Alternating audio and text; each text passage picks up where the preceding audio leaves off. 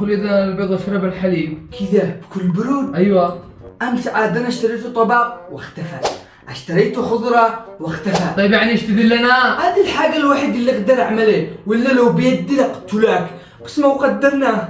شوف سامعينك يابا لو يوقف العالم كله ضدي انت عادي. انت لو يوقف العالم كله معك انا اوقف ضدك. لهذه الدرجة يابا؟ كملت اخوانك بلا اكل شرب. طيب ايش الحال؟ الحال انك تبطل الحديد، هذا هو الحال. ها مزاك شرب سيجاره. ها خزي حق القط عليا، وحق السيجاره عليا، وحق الشامبو عليا. المهم وقف حديد.